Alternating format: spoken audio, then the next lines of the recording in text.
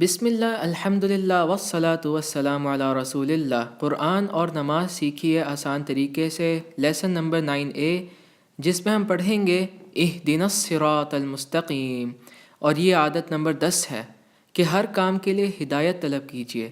اس lesson کے اختتام تک ہم 33 الفاظ سیکھیں گے جو قرآن پاک میں تقریباً 9700 مرتبہ دہرائے گئے ہیں۔ اعوذ باللہ من الشیطان الرجیم، اہدنا الصراط المستقیم، ہمیں سیدھی راہ کی طرف ہدایت دیں۔ اہدی ہدایت دیں، نہ ہمیں۔ اہدی ہدایت یا ہدا سے ہے، جس سے مراد ہے ہدایت۔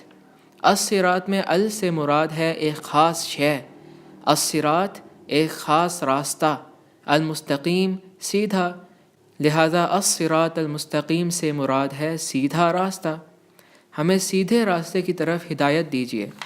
اگر آپ ایک بڑے شہر میں کسی نئی جگہ پر جا رہے ہیں تو آپ کو اس علاقے کے درست نقشے کی ضرورت پڑے گی۔ اسی طرح اس دنیا میں زندگی گزارنا ایک شہر میں زندگی گزارنے کی نسبت کئی زیادہ مشکل ہے۔ ہمیں ہر قدم پہ نقشے کی یعنی صحیح ہدایت کی ضرورت ہے۔ مثلا میں اپنا سارا دن کس طرح گزاروں، کس کی عبادت کرنی ہے، کیسے کرنی ہے، شیطان کی چالوں اور اس دنیا کی زینتوں سے کیسے بچنا ہے، میرے پاس کون سی معلومات ہونی چاہیے، مجھے رشتوں میں اور لین دین کے معاملات میں کیسی زبان استعمال کرنی چاہیے، یا جب مجھے کوئی دکھ پہنچے اور جب میں ناراض ہوں مجھے اپنے گھر والوں کے ساتھ، اہل و عیال کے ساتھ اور ہمسایوں کے ساتھ کیا سلوک کرنا چاہیے، دوسروں کے حقوق کیا ہیں، وغیرہ وغیرہ۔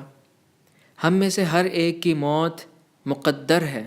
ہم جو کچھ اس دنیا میں کرتے ہیں اس سے ہمارے لیے جنت کا راستہ ہموار ہوتا ہے۔ تو ہم اہدنا نماز کے لیے کہتے ہیں تاکہ ہم نماز کو سب سے بہترین طریقے سے پڑھیں۔ اہدنا نماز کے افعال کے لیے، اس سب کے لیے جو میں اپنی زندگی میں کروں گا، اس سال میں، اس مہینے میں، اس ہفتے میں اور آج کے دن، اور نماز کے بعد جو کچھ کروں گا۔ اے اللہ، ہمیں آپ کی ہدایت کی ضرورت ہے۔ ہدایت سے مراد ہے تفصیل یا معلومات، اور ہدایت کا ایک مطلب ہے توفیق۔ توفیق وہ ہے جو اللہ تعالیٰ میرے دل میں ڈال دے، ایک ایسے طریقے سے کہ میں اچھی چیزیں سوچوں اور صحیح کام کروں۔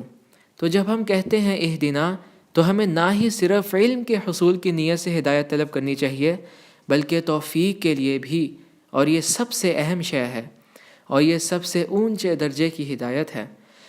قرآن ایک ہدایت کی کتاب ہے، اور ہر نماز میں ہم قرآن کی تلاوت کرتے ہیں یا سنتے ہیں۔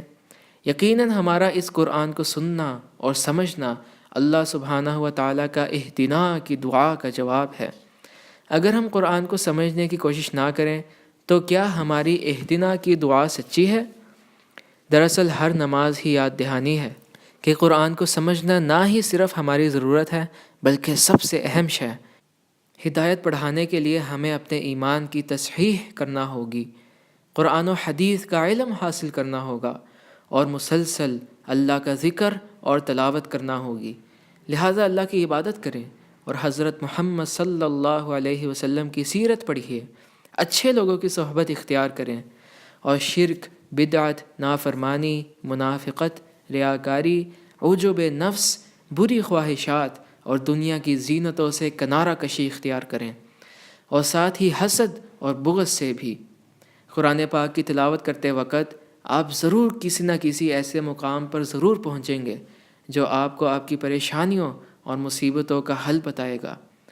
اللہ تعالیٰ سے دعا ہے کہ وہ ہمیں سب سے اچھے کی طرف ہدایت دے۔